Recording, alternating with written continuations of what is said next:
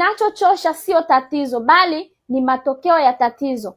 Mwanamke anachoka kuuliza, anakosa msisimko, ananyamaza, anaanza kutafuta faraja kwa mwanaume mwingine. Wewe upo lakini uwepo wako hauhisiwi. Hapo ndipo furaha ya ndoa au mahusiano yanapoteketea.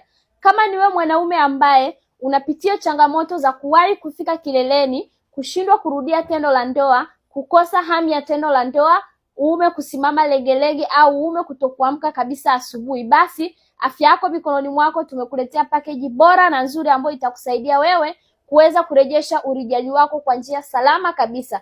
Rejesha furaha yako, simama kama mwanaume rijali kwa kutumia package bora kutoka Afya Yako Mikononi Mwako. Kumbuka, popote ulipo duniani, huduma za Afya Yako Mikononi Mwako zinakufikia. Lengo na madhumuni ni kuendelea kuwasaidia wanaume wengi ambao wanapitia changamoto zote za mfumo wa uzazi. Afya yako ipo mikononi mwako.